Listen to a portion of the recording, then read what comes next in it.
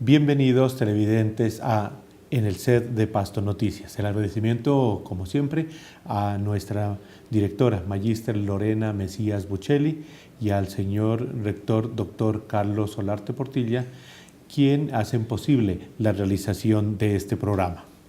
Nuestro invitado especial el día de hoy es un caso de éxito, no solamente en su carrera profesional, sino también en su vida. Tengo el honor de presentar a el arquero, digámoslo, como uno de los deportistas profesionales, a Washington Alexis Viera Barreto.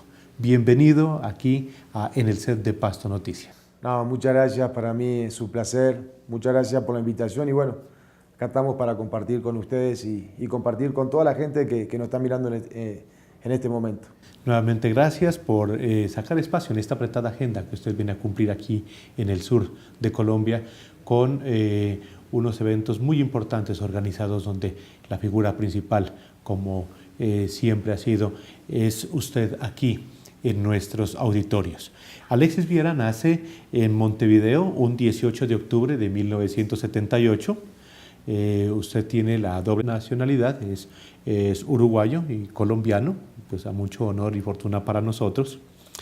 Su posición en el deporte pues, del fútbol es arquero, ¿no? Fue campeón en su país con dos clubes, los dos clubes más grandes y tal vez los principales y que nosotros conocemos aquí porque he participado muchas veces con el América de Cali y otros deportes, otros equipos como era Peñarol y el Nacional. ¿Qué lo impulsó a usted a dedicarse al fútbol y principalmente a una de las posiciones más sacrificadas, que es ser arquero? Bueno, te voy a contar bien la historia, ¿no? Cuando yo caigo al fútbol, primero en Uruguay es un país muy futbolero, se vive mucho fútbol. Entonces ya uno de chiquito está con una pelota, mi primer regalo fue un balón. Pero igual yo caigo al fútbol porque de chiquito sufría de asma y el médico le dice a mi madre para que realmente se me abra el pecho me tiene que llevar a hacer deporte. Entonces la idea era llevarme a hacer natación, pero por la parte económica mi madre y mi padre no pudieron, me llevaron al fútbol. Y entonces me empezaron a llevar a los equipos de fútbol y no quedaba, porque era de madera, era un tronco, era Pinocho. Porque en Uruguay en ese entonces todavía las escuelas de fútbol, los clubes deportivos eran gratis. Y cuando son gratis, ¿quiénes quedan? Los mejores. Entonces yo iba, probaba y como no sabía ni pegarle al balón, era de madera, me echaban, hasta que un día mi madre en el último equipo le suplicó al técnico y le rogó, vení, yo no quiero que él juegue, yo quiero que él haga deporte porque necesita hacer deporte para abrir el pecho, para que pueda respirar mejor. Entonces terminé quedando por lástima, pero no arranqué de arquero. ¿Dónde quiere arrancar uno?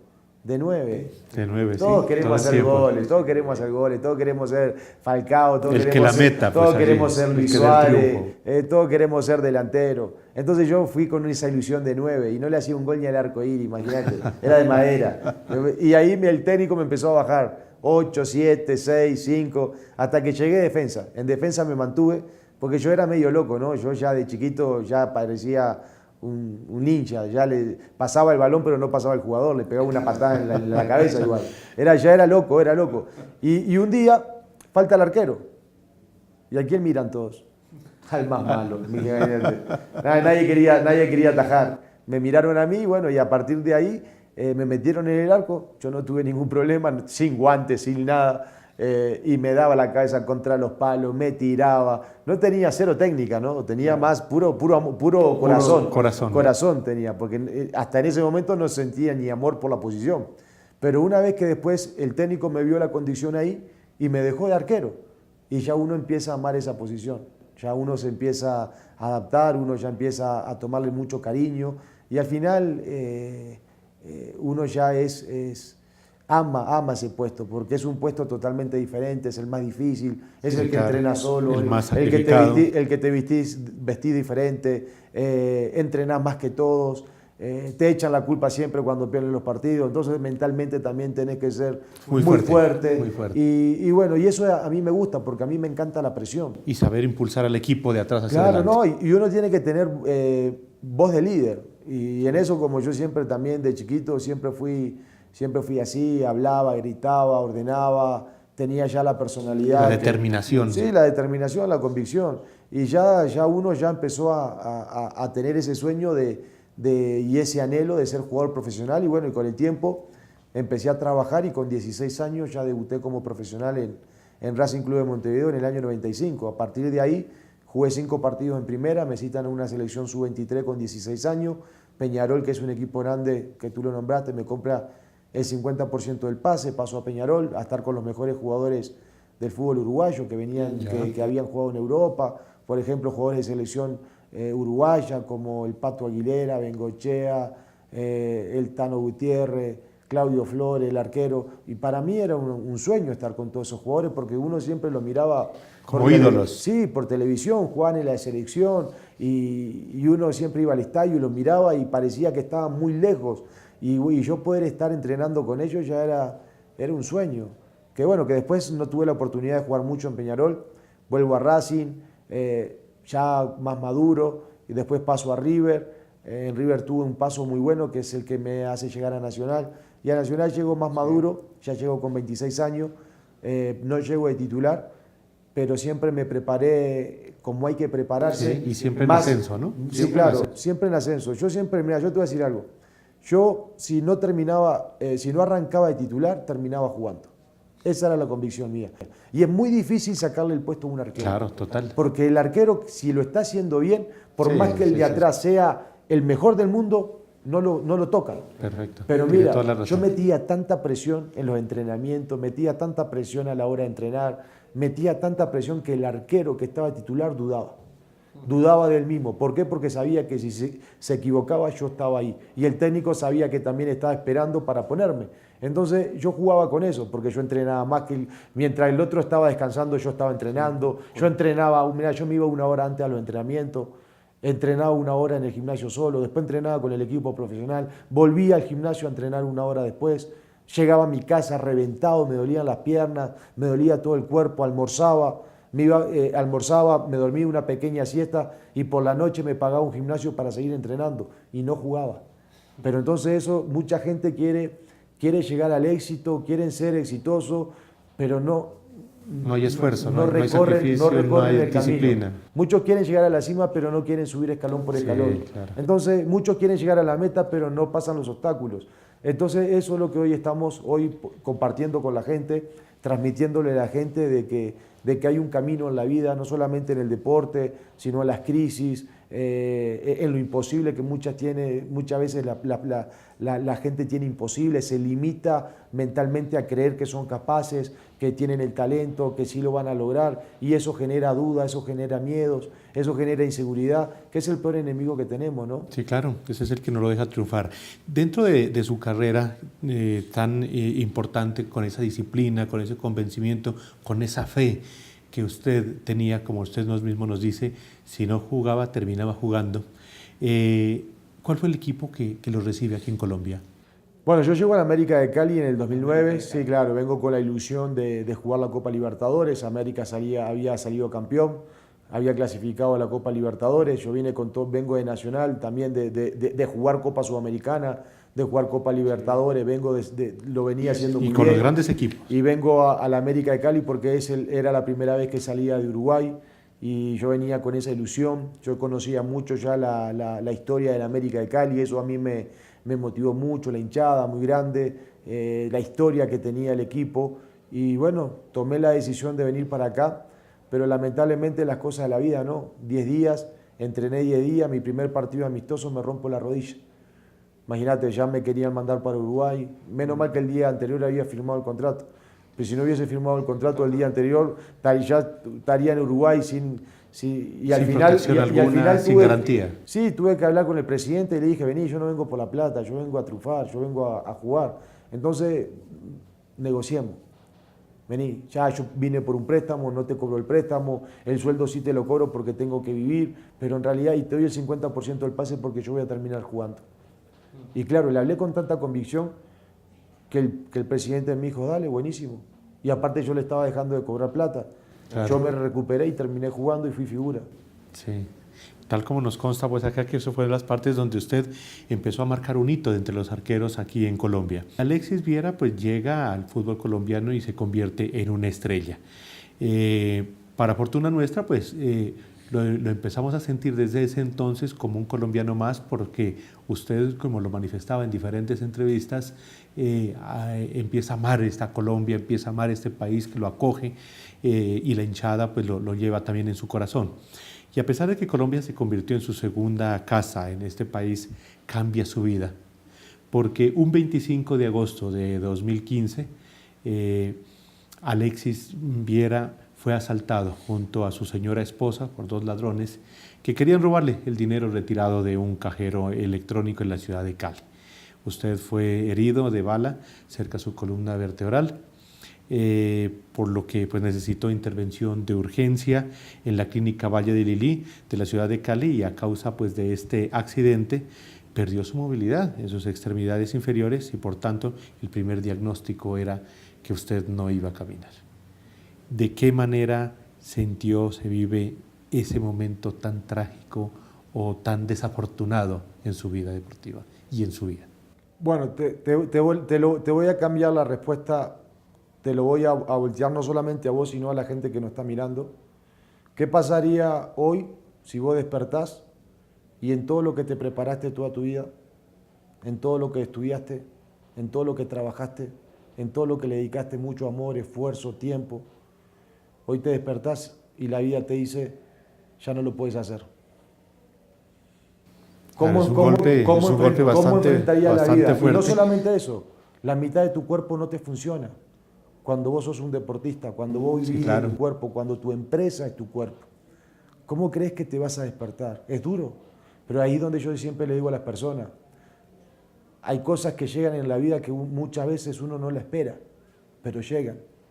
Pero ahí entendí que no solamente tuve el talento para ser un deportista, sino que también el ser humano tiene el talento que se lo proponga y tiene la fortaleza de vencer cualquier obstáculo en la vida. A mí me golpeó durísimo esa tragedia, esa situación. ¿Por qué? Porque claro, porque despertarse como deportista y no mover las piernas fue muy duro, pero a partir de ahí yo nunca dudé de que iba a caminar, a pesar de que el diagnóstico era imposible que vuelva a caminar. ¿Por qué? Porque uno de los disparos atravesó el pulmón y ese me pega en la vértebra T10, T11, dañándomela y dañándome la médula. No solamente me la daña, sino que me la quema. La onda expansiva quema la médula. Claro. Entonces, una vez que el médico me opera, le dice a mi señora, a su esposo le salvamos la vida. Literalmente el médico me salvó la vida. Yo estoy totalmente agradecido. El corazón se me para 3 veces. A mí me operaron, me llevaron a la sala de operaciones sin que la anestesia me haga efecto y me tuvieron que abrir el pecho. Yo ya había perdido el conocimiento porque yo me estaba desangrando por dentro, porque no solamente me estaba desangrando hacia afuera, sino que también estaba desangrado por dentro, porque el disparo atravesó todo el pulmón. Entonces yo me estaba muriendo, yo me sentía que ya me iba apagando, y ahí donde uno ya tiene ese miedo de morirse, no se quiere morir y empieza a valorar las cosas de la vida que nunca valoró. Y entonces uno empieza a pedirle a ese Dios que muchas veces cuestioné, a ese Dios que muchas veces critiqué. Yo cuando estaba tirado en el piso y vi el sufrimiento de mi señora, vi el sufrimiento de mi hijo, porque mi hijo abrió la puerta y empezó a gritar, mataron a mi padre. Entonces ese día yo cerré mis ojos y le dije a ese Dios que muchas veces cuestioné, que dudé, le dije, si realmente exististe, quiero pedir una cosa. No le pedí jugar al fútbol, no le pedí ser famoso, no le pedí dinero, no le pedí empresas, le pedí solamente quiero ver crecer a mis hijos. Claro. Entonces y ahí me aferré a la vida. Es una verdadera fortuna. Me aferré a la vida y bueno, cuando me desperté, a pesar de que no podía mover las piernas, yo me desperté feliz.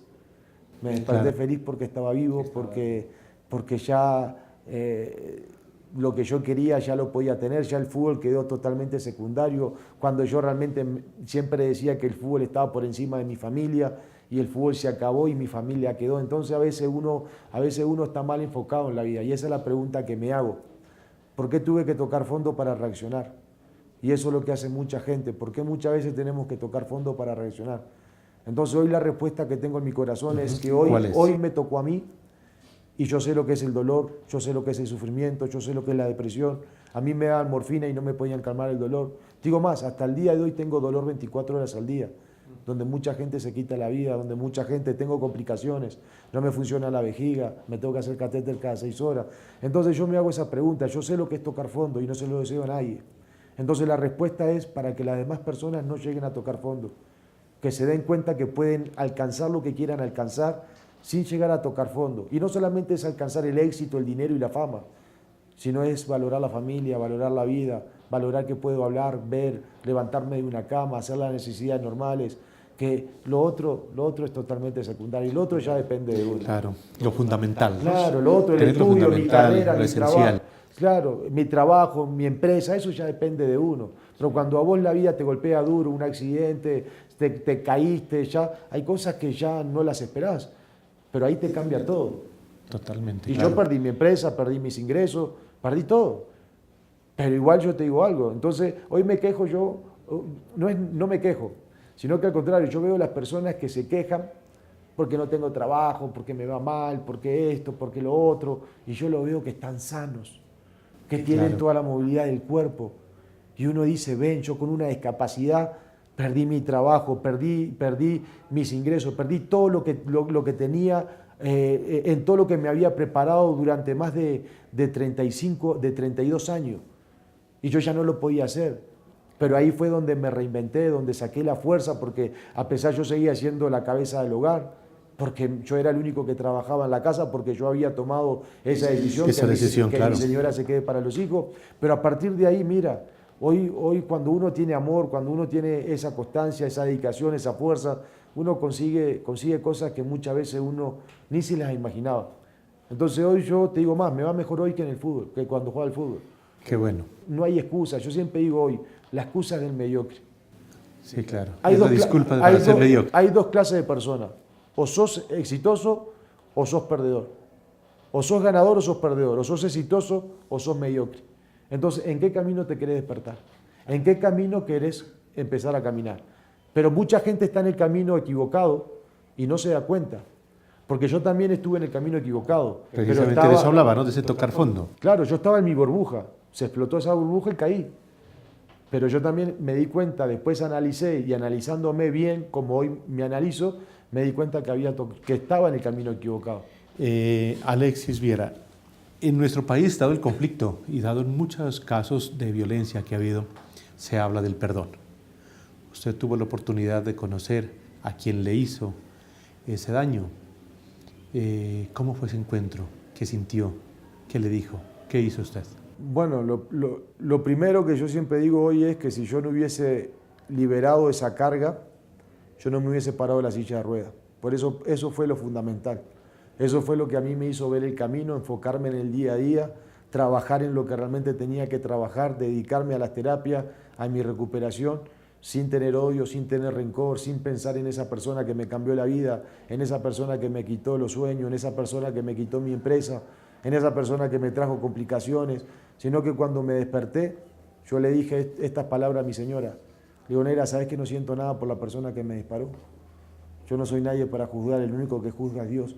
Y a partir de ahí me quedé en paz, tranquilo. Entonces después me hicieron un programa de televisión donde yo digo esas palabras y el productor, que es Felipe Arias, del programa de Cuatro Caminos de RCN, me dice, si yo hago el reencuentro en la cárcel, ¿irías?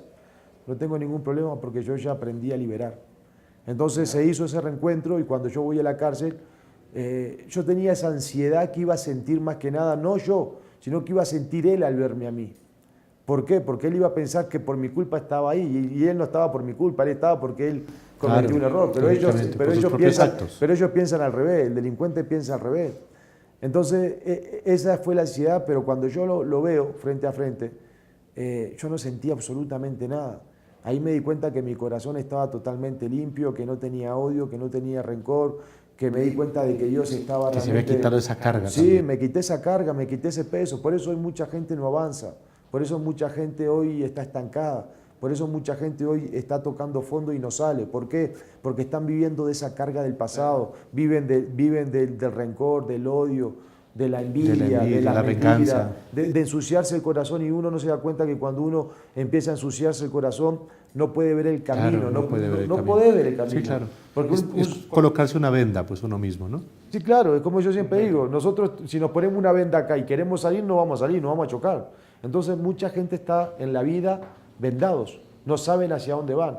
Se despiertan y se levantan y van hacia donde la vida los lleve, pero ellos no tienen un objetivo, no tienen una meta, no tienen un enfoque. Dejan que un supuesto destino los lleve y no configuran su futuro ni su presente. Claro, ellos van por un camino y si ven que el camino les puso una pared, van para otro lado y no saben para dónde van. Entonces yo siempre le digo a las personas hoy, ¿qué tienen definido en la vida personal? ¿Qué tienen definido en la vida laboral? ¿Qué tienen definido en la vida familiar y en la vida espiritual? Y es una parte fundamental, porque cuando dicen que cuando uno no tiene un punto a dónde ir, cualquier camino es bueno. Sí. Por donde arranques. Pero al final el camino no va a ser bueno. Sí. No, y además que a veces cuando se tiene esa convicción, cuando usted ha tenido esa fe, esa disciplina, digámoslo así desde pequeño, esa convicción, ese arranque, ese liderazgo, estos son los momentos que le ponen a prueba absolutamente todo. Sí. ¿Y la familia qué papel desempeña en esos momentos y ahora? No, la familia fue mi mejor equipo. Yo no hubiese logrado lo que hoy logré si no hubiese tenido a mi familia.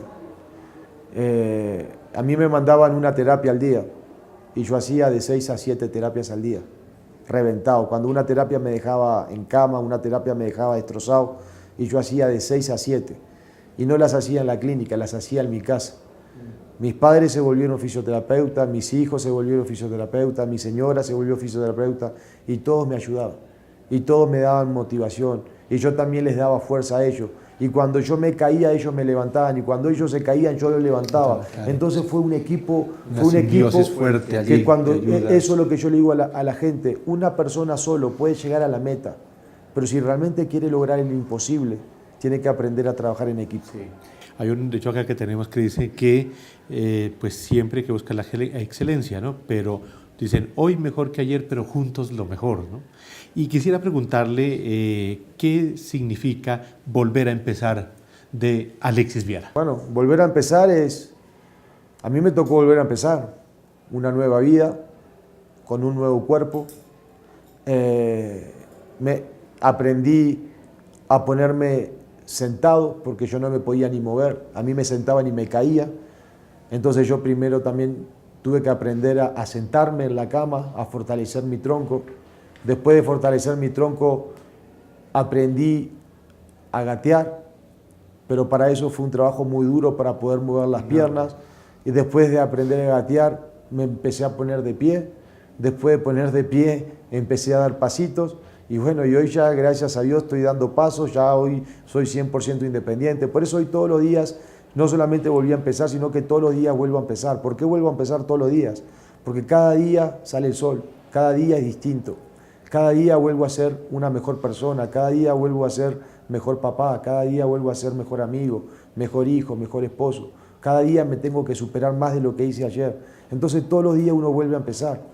Pero lo más importante, siempre le digo a las personas, que uno vuelva a empezar todos los días con Dios en el corazón. Alexis Viera, nuestro invitado especial.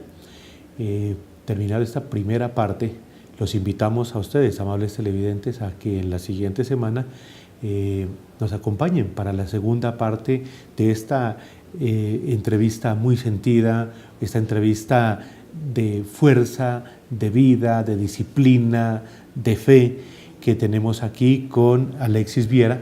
Entonces despedimos esta primera parte con la seguridad de que ustedes, amables televidentes, nos van a acompañar en el siguiente programa para la segunda fase de este gran encuentro con una persona, no solamente con un deportista de alto rendimiento, con un arquero fenomenal, sino con una gran persona. Entonces el agradecimiento a Lorena Mesías Buccelli, al señor rector Carlos Solarte Portilla en la Universidad de Nariño, y a ustedes, que los esperamos en la próxima semana para continuar este gran tema y entrevista de mucho interés.